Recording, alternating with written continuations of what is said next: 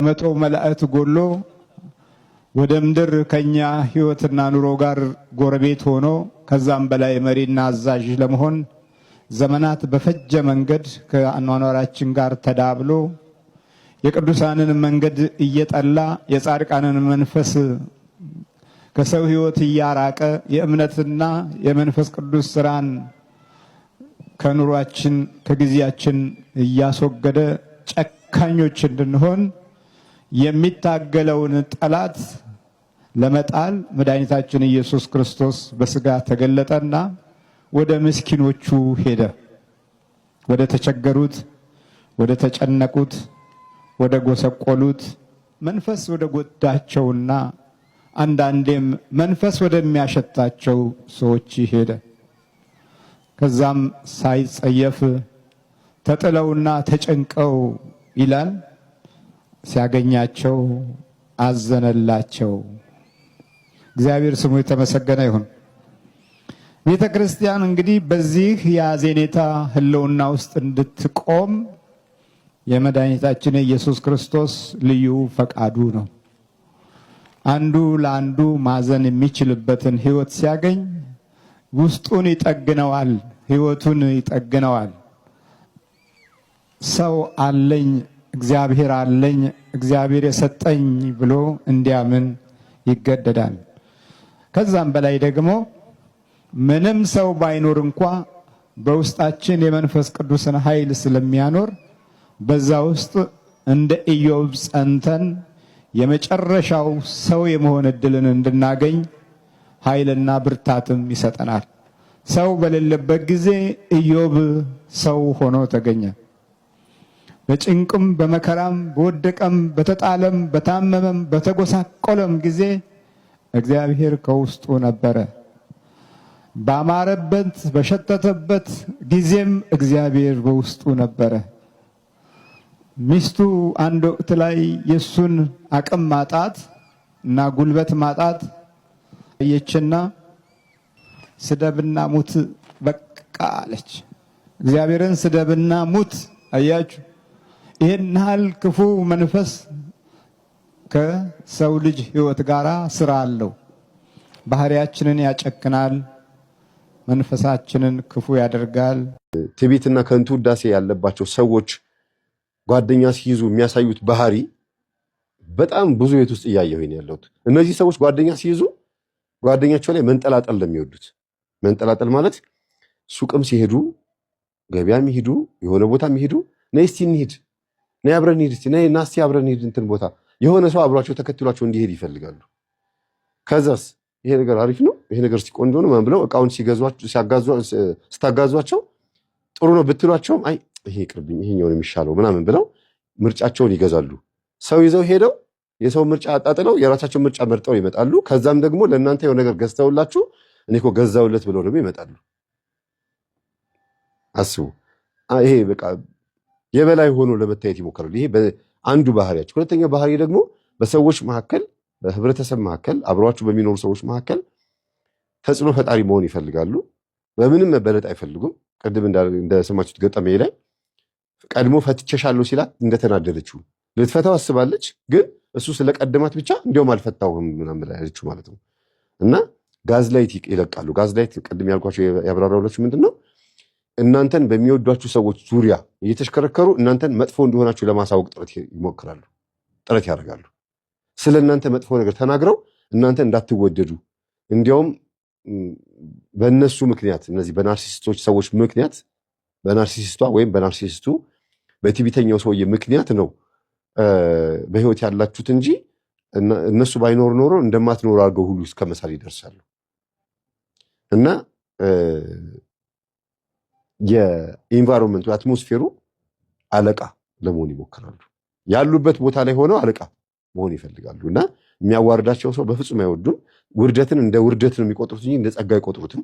ወይም ሽንፈትን ወይም ደግሞ መከራን፣ ስቃይን ወይም የሆነ መቸገርን እንደዛ እንደ መቸገር እንደ ጊዜው እንደ ኑሮ ውድነት ሳይሆን የሚቆጥሩት እንደ መዋረድ ስለሚቆጥሩት ለዛ ያበቃቸውን ሰው ሴት ወይም ወንድ አሳደው እስከ መጨረሻ ድረስ ለማጥቃት ነው ጥረት የሚያደርጉት። ሰዎችን ብቸኛ የማድረጉ ሴራ ዲያብሎስ ደግሞ በጣም እየሰራ ነው።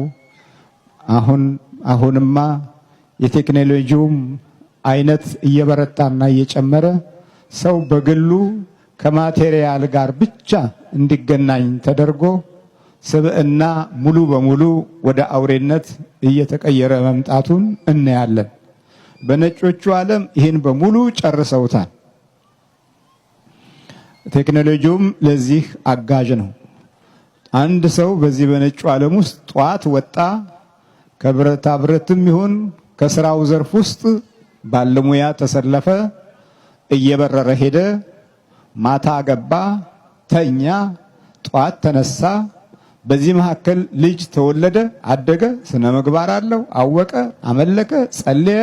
ምንም የሚያገባው ነገር እንዳልሆነ እየሆነ ያለውን ነገር ስናይ በእውነትም ዲያብሎስ በብቸኝነት ሰዎች እንዲሰቃዩ የሞት ሽታ እንዲሸታቸው ዕለት ዕለት ኑሯቸው ውስጥ አማካሪ ሆኖ ገብቶ በረከትን እያሳጣ ነገ ሙት ተነጎዳያ ሙት እያለ የሞት ቅያሬና የሞት ትምህርት ቤት ሁሉ ተሰርቶልናል።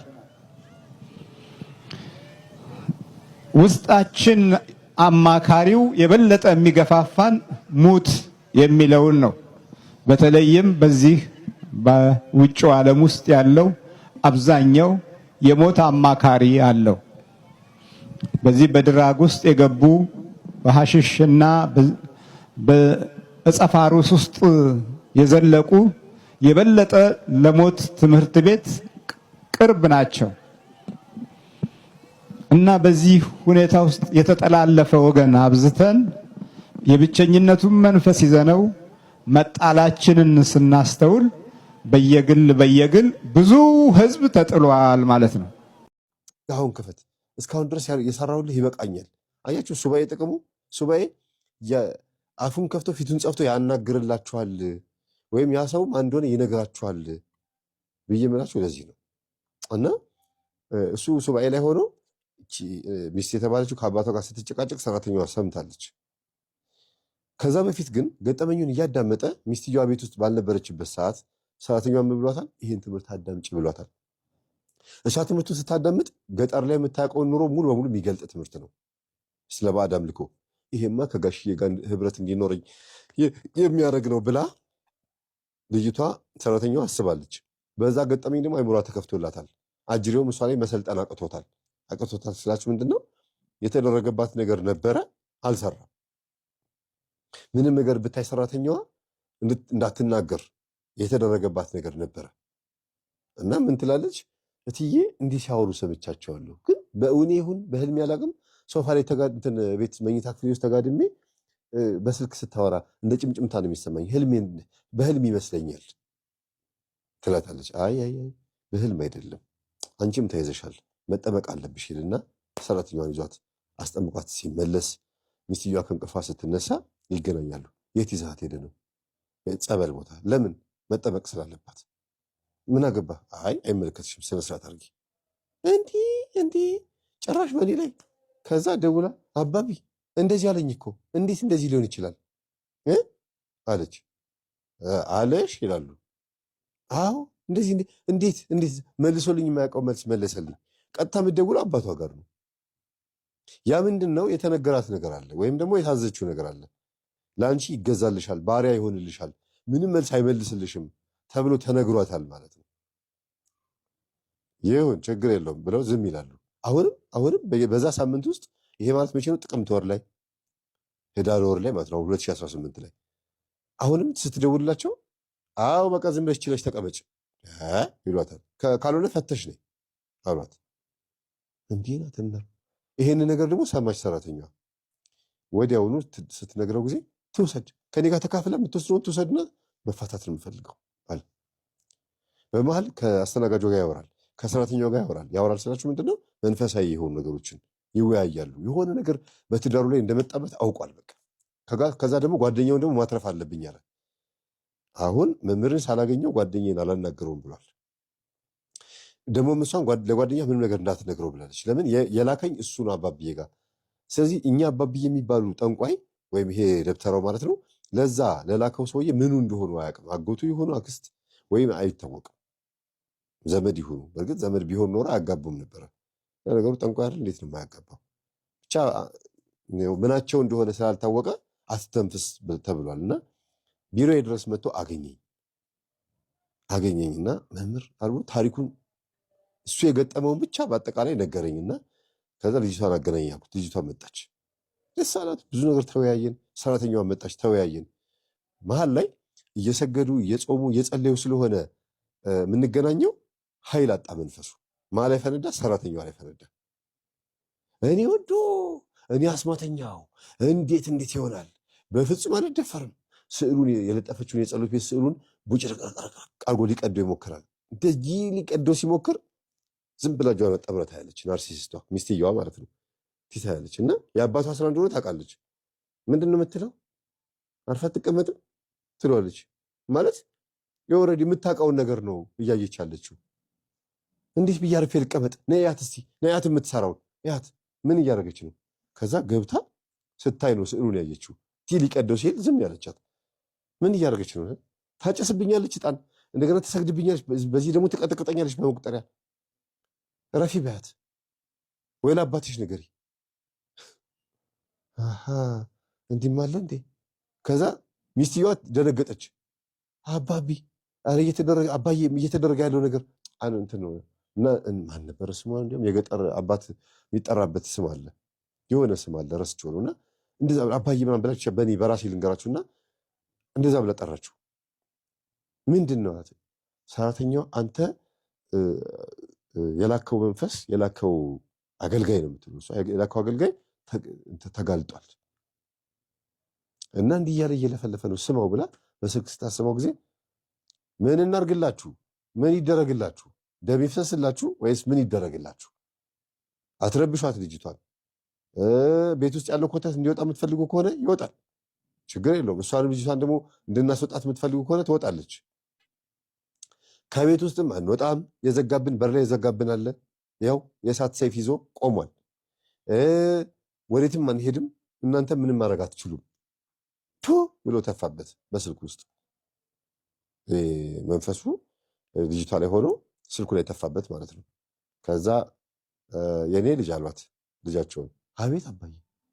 አይ ማምለጥ አለብን መሰለኝ ማምለጥ አለብን መሰለኝ። እንዴት?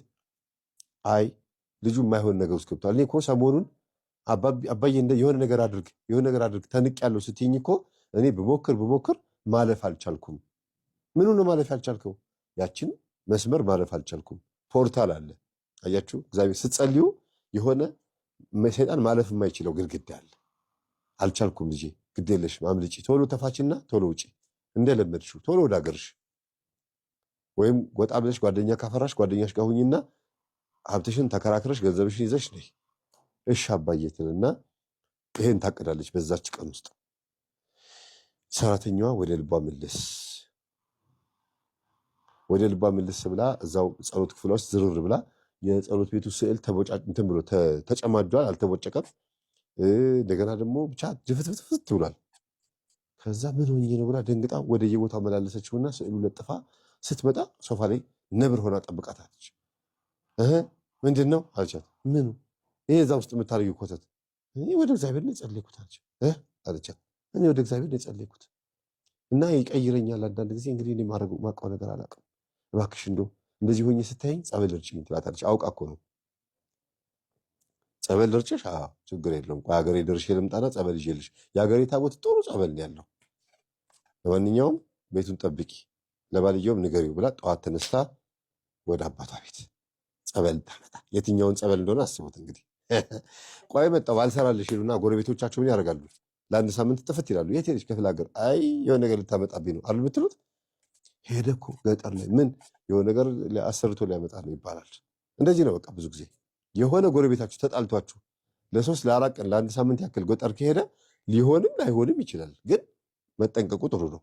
እሺ መጠንቀቁ ጥሩ ነው። የሚተማመኑበት የሆነ ሰው ስላለ ነው እንደዛ የሚያደርጉት ርቀው የሚሄዱት። እና እቺ የቤት እመቤት ወይም ናርሲሲስት የሆነች ሚስት የገጠር ሴት ሆና እንደ ከተማ ሴት ከመኖር በላይ የሆነችው ሴት ማለት ነው። ቲቪቷ ቅንድቧ ደግሞ የሚገርማችሁ በመጣሽ ገና በአመት ሳይሞላት ቅንድቧን ተቀንድባ ይሄ ማለት ነው። እኔ ብዙም ቅንድብ የለኝም የሚታያቸው እንደዚህ ብዙም የለኝም። ቅንድቧ በጣም ብዙ ነበረ እና ምን አደረገችው? እንደዚህ ወደ ላይ ማለት ነው። እንደዚህ እናንተ እንደምትላጩት እንደዚህ አይደለም፣ እንደዚህ እና እንደዛ ስትቀነደቡ ፊልተር ቢኖር እንደዚህ በዚህ ላይ አሳያችሁ ነበረ እኔ ያልችልበትም እንጂ እና ምን ይመስላል? የምትንቅ ሴት ይመስላል እንደዚህ ብላ የቲቪተኛ ሴት። ሁሉም የሚቀንድባችሁ የምትቀነደቡ ሴቶች በሙሉ ራሳችሁን ሲያስተውሉ ሳትቀነደቡ በፊት የነበረ ፎቶአችሁን የነበረው እንደዚህ ኖርማል ነው። ከተቀነደባችሁ በኋላ ደግሞ እንደዚህ ነው እንደዚህ የሚመስለው እና ቲቪት ነው የሚመስለው እንደዚህ እና ይቺ የቅንድብ መቀንደቧ መጽሐፈ ሄኖክ ምዕራፍ 2 ላይ አዛዚኤል የሚባለው ሰይጣን ሴቶችን እንሾሽላ መሞቅን ቅንድብ መቀንደብንና ምንድነው አንዱ ኩል መኳልን አስተማረ። አዛዚኤል የሚባለው ለወንዶች ይሄ ለሴቶች ነው። ለወንዶች ያስተማራቸው ደግሞ ጦር መስራትን፣ ቀስትን መማዘዝን፣ ሰዎች እርስ በርስ እንዲገዳደሉ መርዝ ቆሻሻ ነገሮችን ማሳየትን አስተማረ ይላል መጽሐፈ ሄኖክ ምዕራፍ 2 ላይ። አሚዛራክ የሚባለው ደግሞ ስር መማስቀጠል መበጠስን አስተማረ ይልና እዛ ቤት ውስጥ እንግዲህ ስንት ነገሮች አሉ ማለት ነው። አባትየው ስር ማስቀጠል መጣሹን አሚዛራክን ቅጠላቅጠሉን ማለት ነው ስቦታል። እንደገና ብሮሽኤል የሚባለው ሰይጣን ደግሞ አለ። ብሮሽኤል ማለት የአመፅ፣ የነውጥ፣ የረብሻ፣ የሁከት መንፈስ ነው።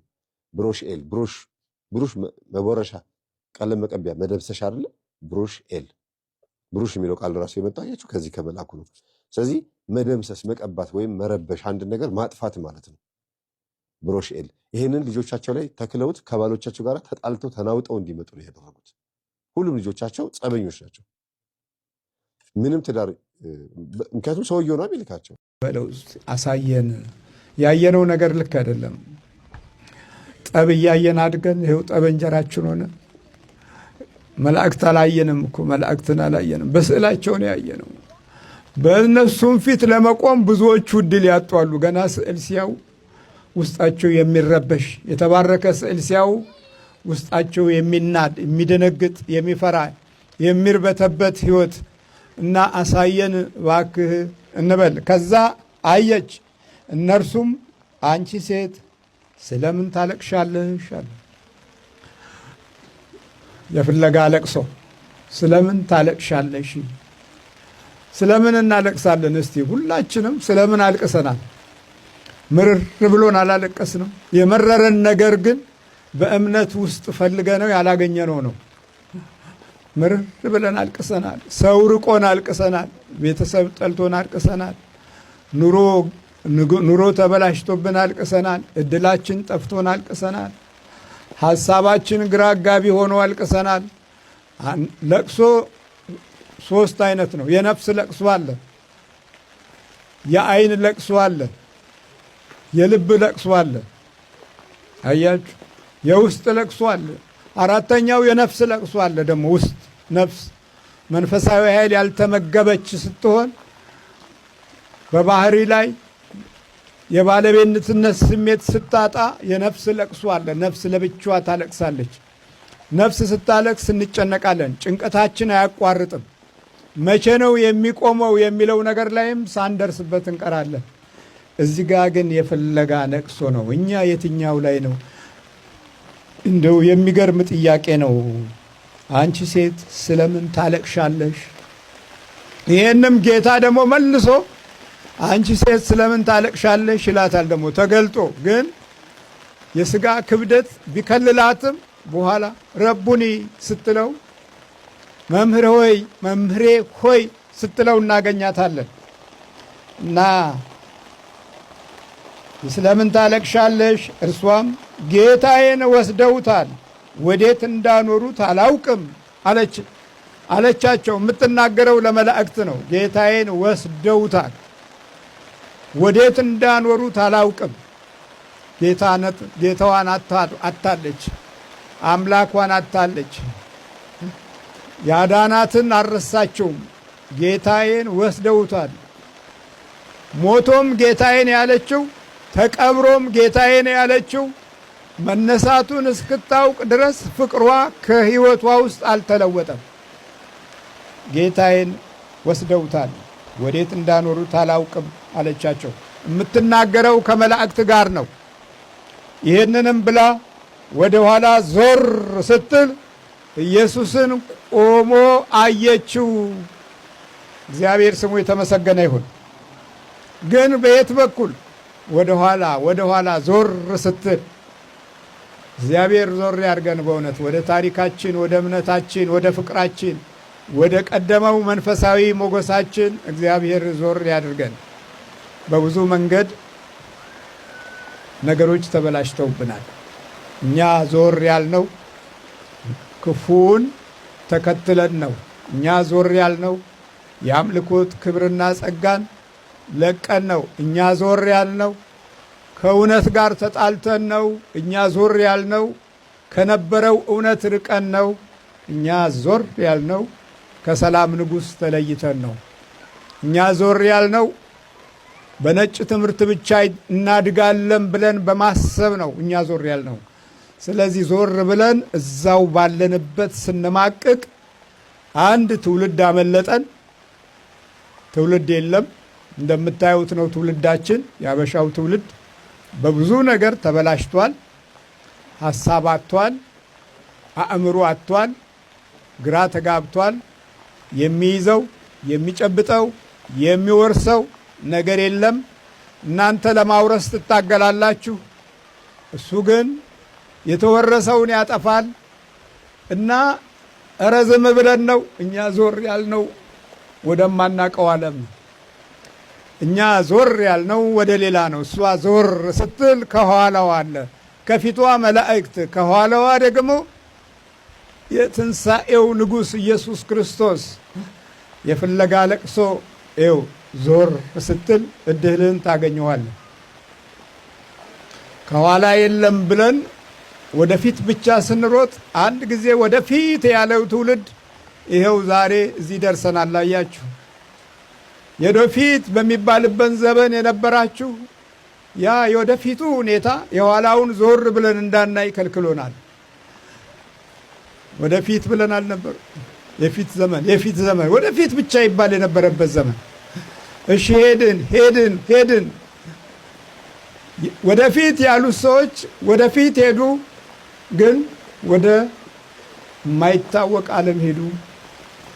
በሐሳባቸው ግብ አልመታም። በሩጫቸው እድላቸውን አላገኙትም። በትውልዳቸው ውስጥ እርግማን ሆኑ። በባህሪያቸው ብዙ ጉዳቶችን አሳለፉ። አሁን እየተሳቀቁ ይኖራሉ። ወደፊት ያሉት በሙሉ እግዚአብሔር ማስተዋሉን ይስጣል። እየተሳቀቁ ይኖራሉ። በልጆቻቸው ይሳቀቃሉ፣ በኑሯቸው ይሳቀቃሉ፣ በሐሳባቸው ይሳቀቃሉ። ለምን? ወደ እምነት ጌታ ወደ ንጉሡ ወደ ኢየሱስ ክርስቶስ ዞር አላሉ። ከኋላ ያለው ታሪክ ጋራ አግባብ አልነበራቸውም። እምነትን ክደዋል። የባህል ወረርሽኝ ብለው ጠልተዋል። ዛሬም እምነትን ወደ ባህል እንደወሰዱት ሁሉ የባህል አምላኪው አሁን ብዙ ነው። ውስጡ በክፋት ተሞልቶ በጥላቻ ባህሪው ተዛብቶ የሕይወት መንገዱ ሁሉ ተነቅሎበት የባህል አምላኪ በባህል ብቻ። አሁን ፋሲካ ነው፣ ዳግም ትንሣኤ ነው፣ በቃ በባህል ነው። የባህል ኑሮ ነው። የባህሉ ደግሞ ብዙ ተደባልቆበታል። ዛር ተደባልቆበታል። አይነ ጥላ ተደባልቆበታል። ውቃቢ ተደባልቆበታል። መተት ተደባልቆበታል። የተልኮሰኮሰ የኋላ የአጋንንታዊ አሰራር ተደባልቆበታል። የዘመኑ መንፈስ ተደባልቆ ምን ወረርሽኝ ውስጥ የመናፍስት ወረርሽኝ ላይ እኮ ነው ያለ ነው። ምን ያልተደባለቀ ነገር አለ? እሷ ወደ ኋላ ዞር ስትል ከፊት መላእክት ከኋላ ጌታዋ ቆሟል። ወደ ኋላ ዞር ስትል ኢየሱስን ቆሞ አየችው። ኢየሱስም እንደሆነ አላወቀችም። አሁን ልታናግረው ነው። የመጀመሪያዋ አናጋሪ ናት እቺ መግደላዊት። ለምን? 7 አጋንንት ስለወጣላት መንፈሷም አይኗም ተለውጧል፣ ባህሪዋም ተለውጧል። ከሱ አራቀችም። ደቀ መዛሙርቱ እኮ መጥተው መቃብሩን አይተው ባዶ እንደሆነ ተመልክተውም እኮ ወደ ቤት ነው የተመለሱት። እሷ ግን እስካሁን እዛው ነች። እስካሁን በጽናት ላይ ነው ያለችው። እግዚአብሔር የጽናት መንፈስ ይስጠን። ብዙዎቻችን የጽናት መንፈስ የለንም። አንድ ሰሞን ጸሎትን እንጀምረውና በሌላው ሰሞን ወይ በኑሮ ምክንያት ወይ በቤተሰብ ምክንያት ወይ በሌሎች ሰዎች ጥላቻ ምክንያት ጸሎታችንንም ስግደታችንንም እርግፍ አድርገን እናቋርጠዋለን። ለጠላት ሐሳብ እንመቻለን። አንድ ዘመን እንበረታለን፣ በሌላው ዘመን እንተዋለን። ግልብጥ ንብጥብጥ ሲልብን ደግሞ እንደገና እንሞክራለን፣ እንደገና ደግሞ እንጠላዋለን። እድሜያችን በዚህ መንገድማ አይሆንም። መገለጥ የሌለው እድሜ ነው እኮ። እምነትም በጽናት ያለማሳየትም አንዱ ሌላው ችግር ነው። ኢዮብ እኮ በመከራ ውስጥ እግዚአብሔርን ባረከ፣ በቁስል ውስጥ እግዚአብሔርን ባረከ። በጥላቻ ውስጥ ሚስቱ እንኳ ሳትቀር ተሳድበህ ሙት እያለች በዛ ውስጥም እግዚአብሔርን ባረከ። በመጨረሻ ላይ የቡራኬው ውጤት የጠፉትን ልጆች በእጥፍ አግኝቶ ኑሮውንም በእጥፍ አግኝቶ ስሙንና ክብሩን ጠብቆ ጤናውን መልሶ ለአማኞች ታላቅ የጽናት ትርጉም ሰጥቶ ነው ያለፈው ኢዮብ። ስለዚህ አንዳንድ አባቶች ልጆቻቸውን ጽናት ከቤታቸው ሲጎድል መታሰቢያ ይሆን ዘንድ ኢዮብ ይላሉ እና እስካሁን አላወቀችውም ነበርና ኢየሱስም አለ። ማን? ኢየሱስም ማርያም አላት። ከዛ በፊት ግን ኢየሱስም አንቺ ሴት ስለምን ታለቅሻለሽ? ሁለት ጊዜ ለቅሷን መላእክትም አይተውታል፣ ጌታም አይቷል። መላእክትም ተናግረዋል፣ ኢየሱስ ክርስቶስ ጌታም ተናግሯል። ከትንሣኤ በኋላ ለመጀመሪያ ጊዜ ይሄ ድምፅ ነው። አንቺ ሴት ስለምን ታለቅሻለሽ? መላእክትም ያሉት እንዲህ ነው። አንቺ ሴት ስለምን ታለቅሻለሽ? አንድ አይደለም፣ አንድ ሆነ። ለቅሶዋን መላእክትም አዩ፣ እንባዋን መላእክትም አዩ፣ ጌታም አየ። ስለምን ታለቅሻለሽ አለና ደግሞ ሁለተኛውን ቃል በጥያቄ መልክ እንደዚሁ ማንንስ ትፈልጊያለሽ አላት። የፍለጋ ለቅሶ። የምን ለቅሶ? የፍለጋ ለቅሶ። ትምህርቴን ፈለግኩት ቢሆንም ባይሆንም ጨርሻለሁ፣ ግን በፈለግኩት ልክ አልሆነም። ፈልጌ እድሜን የሮጥኩባቸው ነገሮች ላይ ብዙ ጎደሎዎች በዝተውበት አልፎ አልፎ ብተክዝ አልፎ አልፎ ባለቅስም ግቡን ለማግኘት አለመቻሌ በራሱ የኔ የህይወት ውድቀት ማቆሚያ የለውም ብለን አልቅሰናል። ቤተሰቦቻችን ጋር ፍቅርን ፈልገን ነበር። የፍለጋ ለቅሶ። አቤት አቤት! የፍለጋ ለቅሶ አልተሳካም። ፍቅር ጠፋ። መበላላቱ፣ መነካከሱ፣ መጠላላቱ አንዳኛው ከውጭ ነው፣ ሁለተኛው ውስጣዊ ነው። እየሳቀ የሚጎዳው ሌላ ነው፣ እየሳቀ የሚያደባው ሌላ ነው። ጠልቶ በጥላቻ ውስጥ ግንባሩን ኩስትር አጨልሞ የጨለማውን ገጽታ አሳይቶ የሚሄድ ሌላ ነው። ፈገግ ብሎ በቅባት ፊት ራሱን አሳምራ የምታይ ሌላ ናት። የፍለጋ ለቅሶ። አቤት! የፈለግነው አዳም ወዴት ነህ ያልከኝ፣ በፍቅር ድምፅ ፈለከኝ። አልብሰኝ ነጩን ልብስ፣ እወድሃለሁ ኢየሱስ፣ አከብረሃለሁ ክርስቶስ።